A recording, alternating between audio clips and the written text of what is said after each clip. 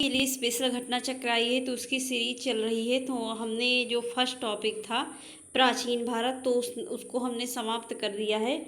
तो अब हम अगला जो 10 नंबर का आएगा सामान्य जागरूकता, तो उसको लेकर चलते हैं। इसको 2-3 वीडियो में समेटने का प्रयास करते हैं। तो चलिए शुरू करते हैं। पहला टॉपिक इसमें है भारत के पड़ोसी देश के बीच में क्या संबंध है, इससे प्रश्न बनेगा।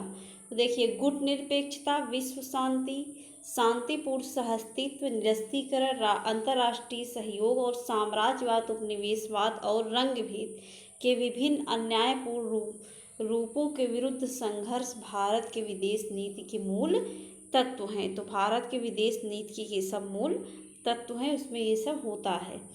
इन सिद्धांतों को भारत के प्रभुत्व, राष्ट्रीय हितों के अतिरिक्त मूल्यों के प्रति प्रतिबद्धता और प्राथमिकता के कारण अपनाया गया है। भारत दक्षिण एशिया क्षेत्र में सबसे बड़ा देश है और इसकी सीमाएं इस क्षेत्र के सभी देशों अफगानिस्तान, नेपाल, बांग्लादेश, भूटान, मालदीव, श्रीलंका और पाकिस्तान के साथ साथ चीन और म्यांमार के साथ भी लगी है। अपनी शांतिपूर्ण सह अस्तित्व की नीति के कारण भारत अपने सभी पड़ोसी देशों के साथ निरंतर शांतिपूर्ण, मधुर एवं मैत्रीपूर्ण संबंध का इच्छुक रहा है। पड़ोसी होने के नाते ऐतिहासिक तथ्यों, गलत व्याख्याओं, बाह्य हस्तक्षेप और अंतर्राष्ट्रीय राजनीति में हुई घटनाओं के कारण समस्याएं भी रही, इसलिए भारत के सभी पड़ोसियों के साथ संबंध एक जैसे नहीं रहे। तो ये सब बेसिक चीज़ें, ये सब हम लोगों को पता भी है। इन संबंधों में उतार चढ़ाव, अंतर, समायोजन और परिवर्तन होते रहते हैं और यह प्रक्रिया निरंतर चलती रहती है।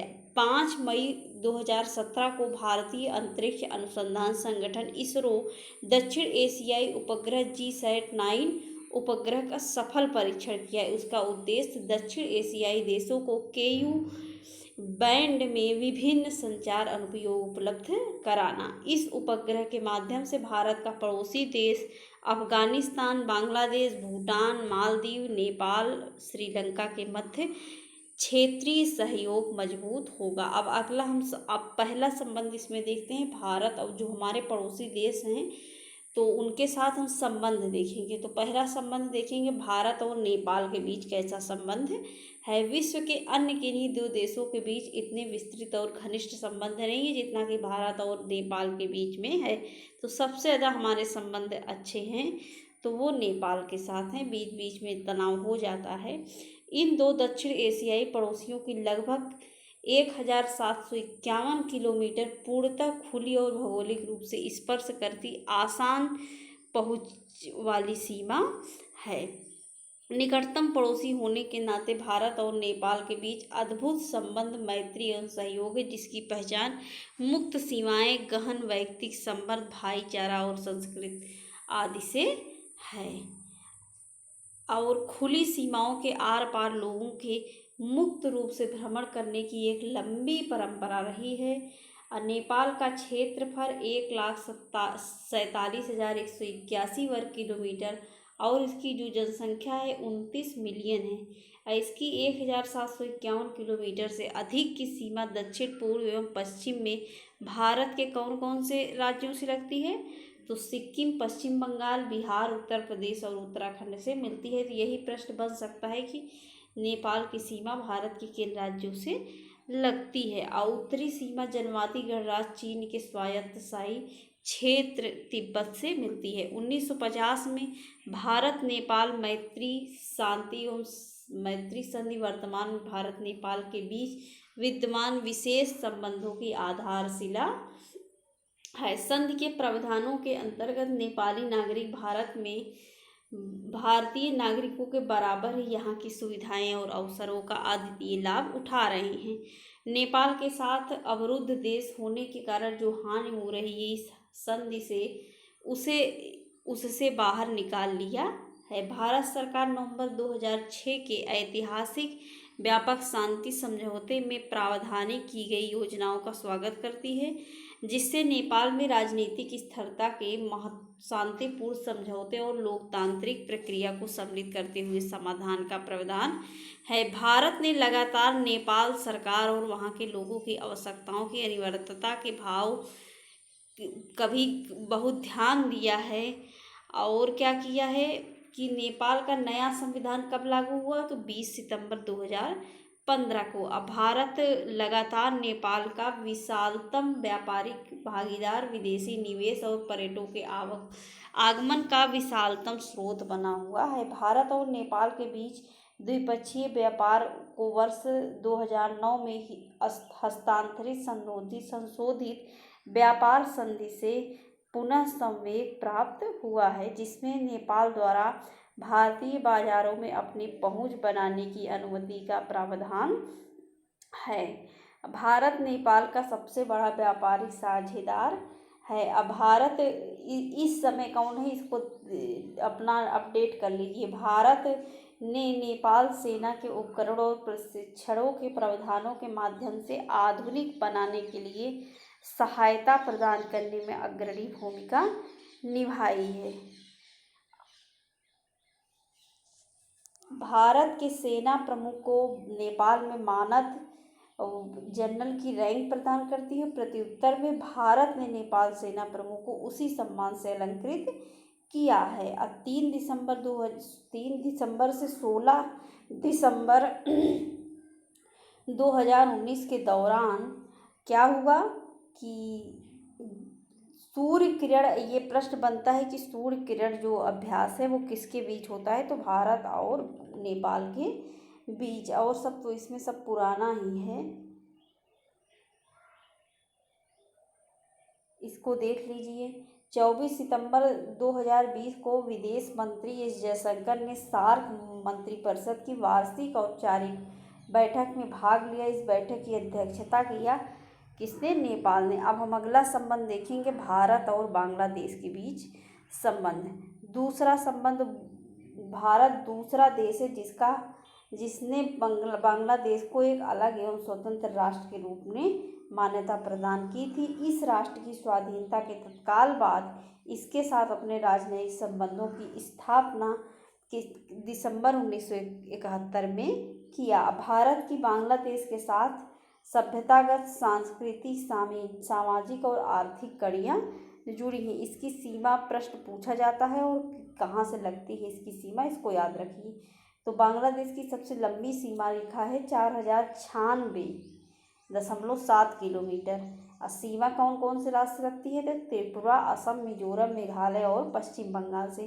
दोनों पक्षों ने से उच्च स्तरीय आदान प्रदान, यात्राएं और बैठकें तथा जन जन के बीच संपर्क, अंतर क्रियाकलाप आदि नियमित रूप से चलते रहते हैं।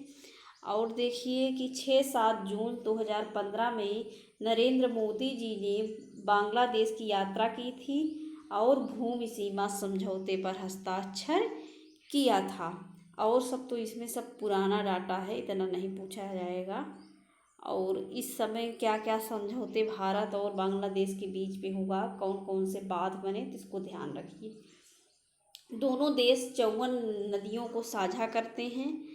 और क्या है कि एक द्विपक्षीय संयुक्त नदी आयोग जून 1972 से कार्यरत है। दोनों देश सुंदरवन के संपूर्ण पारिस्थितिक तंत्र के संरक्षण में भी सहयोग कर रहे हैं, जो जैविक विविधता की साझी विरासत है। और क्या है कि भारत और बांग्लादेश द्वारा अपनी स्वाधीनता के इतिहास में प्रथम बार भारत से बांग्लादेश के लिए भारी मात्रा में ऊर्जा के प्रवाह हेतु असंबद्धता हेतु के अंतः विद्युत ग्रिड की स्थापना किया है। और देखिए, भारतीय विद्युत ग्रिड लिमिटेड और बांग्लादेश विद्युत ग्रिड कंपनी द्वारा भारत में बहरामपुर के पूर्वी क्षेत्र में 400 किलोमीटर की क्षमता के विद्युत ग्रिड की स्थापना और बांग्लादेश के भेरामारा में 500 मेगावाट भार की क्षमता के साथ एक विद्युत ग्रिड की स्थापना किया गया है। और क्या किया गया है कि बांग्लादेश के दक्षिण पश्चिम में सुंदरवन के निकट बागेरहाट जिले में रामपाल नामक स्थान पर भारत के सहयोग से और 2x6660 मेगावाट की मैत्री सुपर ताप विद्युत परियोजना की स्थापना की जा रही है। भारत और बांग्लादेश सार्क, बिम्स्टेक और क्या IORARC जैसे बहुपक्षीय संगठनों के माध्यम से क्षेत्रीय सहयोग में संलिप्त है। और दोनों देशों ने गत वर्ष रविन्द्रनाथ टैगोर की 150वीं जयंती भी मनाई है। और क्या हुआ है, और सब तो पुराना है।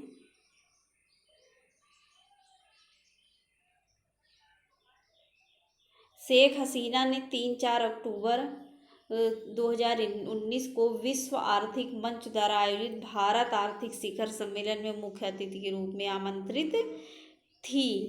और 21 जनवरी 2020 को प्रधानमंत्री नरेंद्र मोदी और नेपाल के प्रधानमंत्री केपी शर्मा ओली ने संयुक्त रूप से जोगबनी विराट नगर में एकीकृत चेक पोस्ट का उद्घाटन किया है।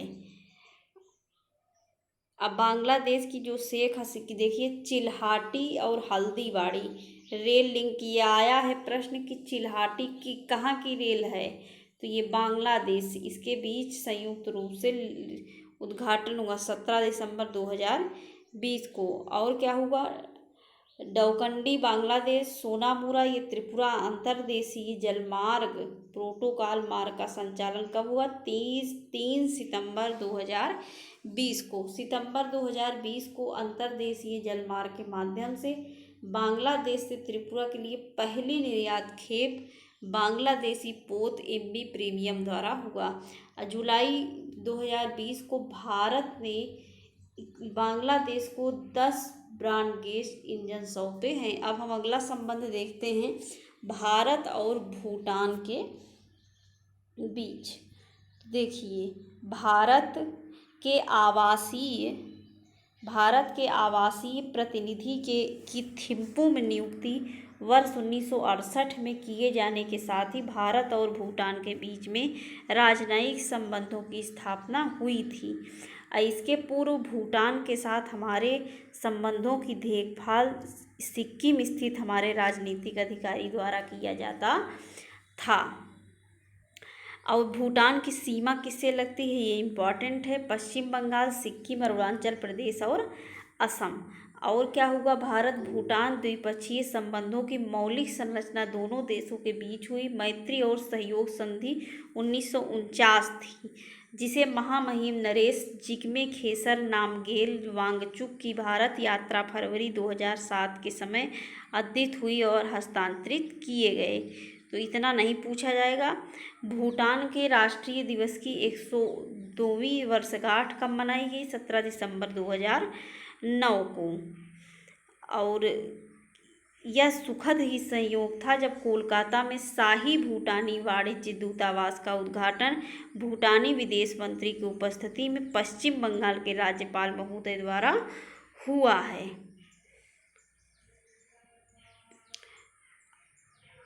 भारत भूटान का सबसे बड़ा व्यापारिक साझेदार है। भूटान की जो प्रथम पंचवर्षीय योजना का शुभारंभ 1961 में हुआ, तभी से भारत भूटान की अब तक की सभी पंचवर्षीय योजनाओं का वित्त पोषण करने के लिए सहायता कर रहा है।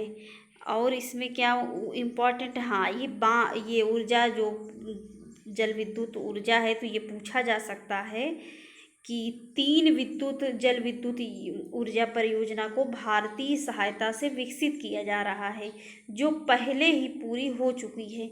ये 1020 मेगावाट की ताला जल विद्युत परियोजना, तो ये प्रश्न आ सकता है कि ताला जल विद्युत ऊर्जा परियोजना किस देश से संबंधित है, तो ये भूटान से संबंधित है। और 336 मेगावाट की चूखा जल विद्युत यह है, और 60 मेगावाट की कुरिछू जल विद्युत परियोजना है।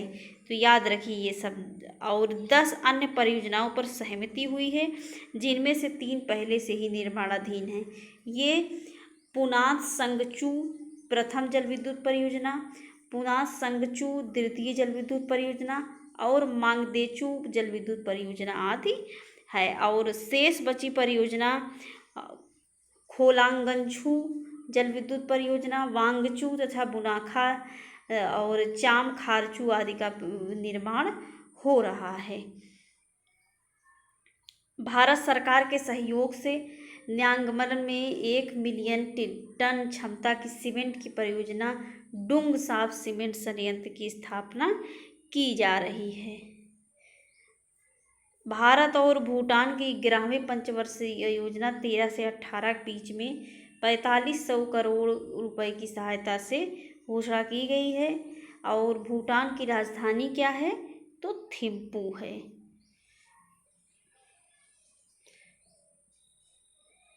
और इसमें देखिए क्या, इसको देख लीजिए। प्रधानमंत्री नरेंद्र मोदी और भूटान के प्रधानमंत्री लोटे त्शेरिंग द्वारा संयुक्त रूप से भूटान में रुपे कार्ड के तृतीय चरण का उद्घाटन कब हुआ? 20 नवंबर 2020 को। थिम्पू में देखिए खोलाकांचू पनबिजली परियोजना के लिए समझौता हुआ है। कितनी मेगावाट? 600 मेगावाट। और एक रन ऑफ द रिवर परियोजना है। और खोलाकांचू जो पनबिजली परियोजना है ये त्रांगसी गस्से जिला पूर्वी भूटान में है। और खोलागांछू जो पनबिजली परियोजना है ये खोलागांछू हाइड्रो एनर्जी लिमिटेड द्वारा संचालित की जा रही है, जो संयुक्त उपक्रम है ड्रूक ग्रीन पावर कारपोरेशन और सतलुज जल विद्युत निगम लिमिटेड के मध्य। अब हम अगला संबंध देखेंगे भारत और मालदीव के बीच में। तो भारत और मालदीव परंपरा, भाषा, संस्कृति, धर्म और वाणिज्यिक संबद्धता से साझा करते हैं, जिनकी जड़ें बहुत ही गहरी और पुरातात्विक काल से जुड़ी हैं। और भारत उन पहले देशों में से था जिसने इसकी स्थापना 1965 में स्वाधीनता प्राप्ति के तत्काल बाद मालदीव को प्रदान की थी। और क्या है इसमें से, भारतीय सेना ने 1968 में ऑपरेशन कैक्टस करके इलम समर्थकों के एक तख्तापलट की साजिश को नाकाम किया था। और तो इसमें सब पुराना डाटा है, इतना नहीं आएगा। इसमें से जो लेटेस्ट इस समय जो करेंट अफेयर है वही आएगा इन दो देशों से जो संबंधित है। और माले में स्थित इंदिरा गांधी स्मारक चिकित्सालय अब सर्वाधिक उन्नत हो गया है। और क्या है बस। अब अगला संबंध देखेंगे भारत और पाकिस्तान के बीच में। देखिए भारत अपने दक्षिण एशियाई पड़ोसियों में से केवल पाकिस्तान के साथ वांछित स्तर तक संबंध नहीं सुधार सका है। और भारत का अस्तित्व 1947 से आया। और विभाजन के पश्चात दोनों देशों के बीच सिंधु नदी के बंटवारे को लेकर, सब परिसंपत्तियों के आदान प्रदान को लेकर काफ़ी तनाव बना रहा। यही सब इसके तनाव के कारण रहे हैं। 19 सितंबर 1960 को कराची में भारत और पाकिस्तान के मध्य सिंधु जल समझौते पर हस्ताक्षर पाकिस्तान के राष्ट्रपति अयूब खान, भारत के प्रधानमंत्री जवाहरलाल नेहरू तथा वर्ल्ड बैंक के WAB इलीफ द्वारा किया गया था। और भारत और पाकिस्तान के बीच मैत्रीपूर्ण संबंध स्थापित करने के विभिन्न प्रयास अंततः कश्मीर विवाद के कारण असफल हुए। स्वतंत्रता के पूर्व जम्मू कश्मीर भारत की 565 रियासतों में से एक थी। महाराजा हरि सिंह इसके शासक थे। ब्रिटिश भारत के विभाजन की शर्तों के अनुसार रियासतों के शासकों को भारत अथवा पाकिस्तान में शामिल कर होने अथवा स्वतंत्र बने रहने का निर्णय लेने का अधिकार था। कश्मीर के महाराजा ने स्वतंत्र रहने का निर्णय किया। ये सब कहानी है, इतनी कहानी पूछी नहीं जाएगी। और अगला इसमें क्या इम्पोर्टेंट है,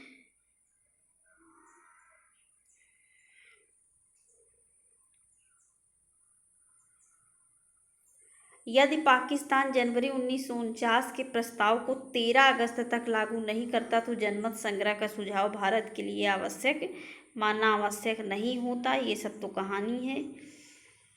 और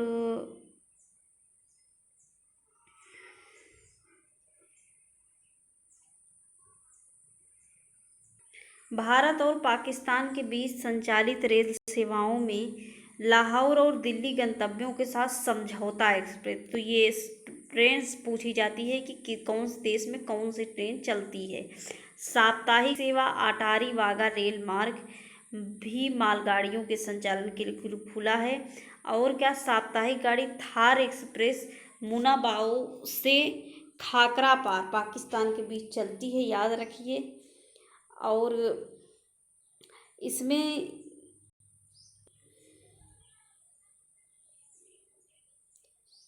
18 मई 2017 को अपने अंतरिम निर्णय में अंतर्राष्ट्रीय न्यायालय ने कुलभूषण जाधव की फांसी को क्रियान्वित करने पर रोक लगा दी थी।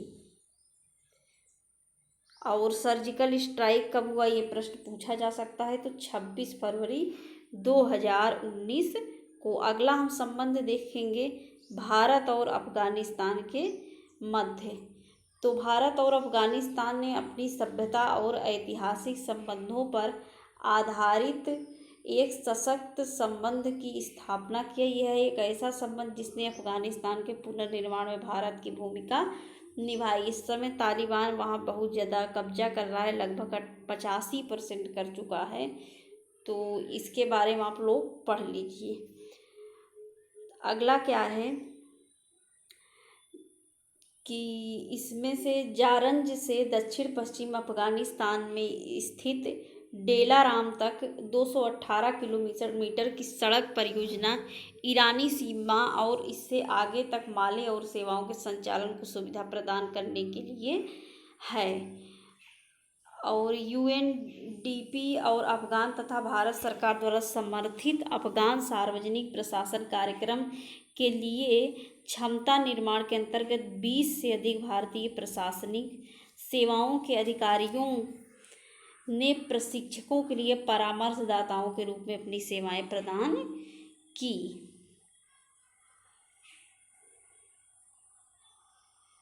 अफगानिस्तान के मुख्य कार्यकारी अब्दुल्ला 31 जनवरी से 4 जनवरी तक भारत की यात्रा, बहुत पुराना डाटा है।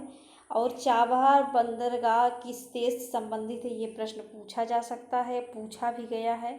जैसे आ सकता है कि सलमा बांध कहाँ से संबंधित है, तो यही सब आएगा, कहाँ से, अफगानिस्तान से संबंधित है। और अमीर अमानुल्लाह खान अवार्ड कहाँ का सर्वोच्च सम्मान है, तो अफगानिस्तान का है। और काबुल दिल्ली कंदहार दिल्ली के मध्य एयर कार्गो कॉरिडोर का स्थापना हुआ, शुभारंभ हुआ है, तो इसको याद रखिए। अफगानिस्तान सम्मेलन सन 2020 का सह आयोजन किया गया था संयुक्त राष्ट्र, अफगानिस्तान सरकार और फिनलैंड सरकार। अगला क्या है कि भारत ने अफगानिस्तान के साथ सहतूत बांध के निर्माण के लिए एक समझौते पर हस्ताक्षर किया, जिससे इस शहर के 20 लाख निवासियों को स्वच्छ पेयजल प्राप्त होगा। तो काबुल शहर के निवासियों को प्राप्त होगा। अब 12 सितंबर 2020 को अंतर अफगान वार्ता का उद्घाटन सत्र आयोजित किया गया, तो दोहा में। अगला हम संबंध देखेंगे भारत और चाइना के बीच में। तो लोक गणराज्य चीन की स्थापना 1 अक्टूबर 1949 को हुई और भारत प्रथम गैर कम्युनिस्ट देश था जिसने इसे मान्यता प्रदान किया था। और 1 अप्रैल 1950 को भारत और चीन के बीच राजनयिक संबंधों की स्थापना हो गई थी। दोनों देशों के बीच संयुक्त रूप से पंचशील शांतिपूर्ण सह अस्तित्व के 5 सिद्धांतों पर कब समझौता हुआ, तो 1954 में।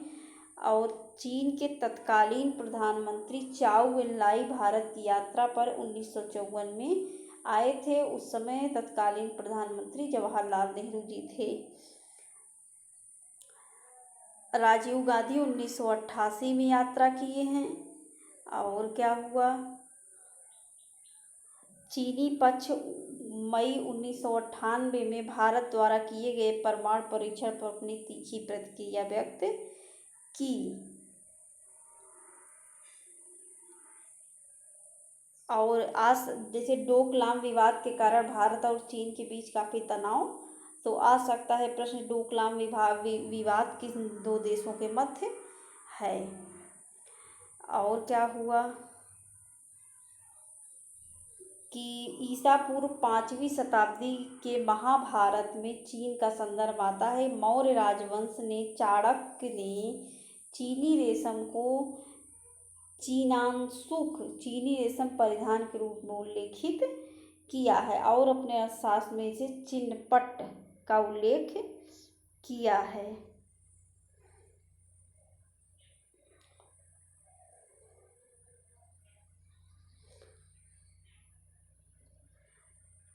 अगला संबंध है भारत और श्रीलंका के मध्य। तो भारत और श्रीलंका निकटतम पड़ोसी देश हैं और दोनों देशों के बीच संबंध 2500 वर्षों से अधिक पुराना है। श्रीलंका का प्राचीन नाम सिंघल द्वीप है।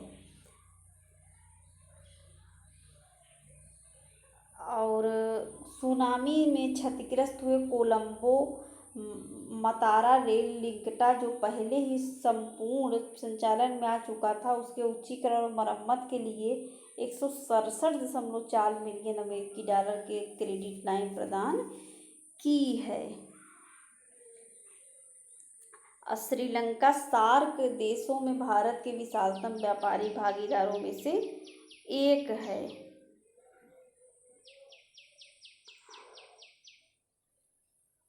और ये तो सन 2017 का डाटा है।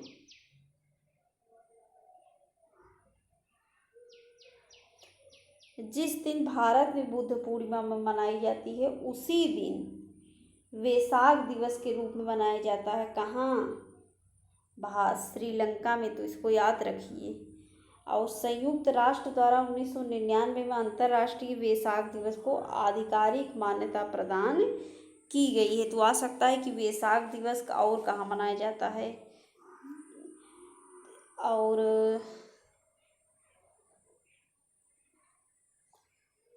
5 से 7 जनवरी 2021 के मध्य विदेश मंत्री एस जयशंकर ने कहाँ का दौरा किया? तो श्रीलंका का। अगला संबंध हम देखेंगे म्यांमार के साथ। भारत और म्यांमार की जड़ें ऐतिहासिक परंपराओं, रूढ़िवादी सांस्कृतिक एवं धार्मिक संबंधों आदि से मिलती हैं। भगवान बुद्ध की धरती के रूप में भारत और म्यांमार के लोगों के बीच एक तीर्थ स्थलीय देश ये है। 1643 किलोमीटर लंबी सीमा तय करता है। इसकी सीमा कहाँ कहाँ से लगती है? तो अरुणाचल प्रदेश, नागालैंड, मणिपुर, मिजोरम में आदि राज्यों के साथ लगती है।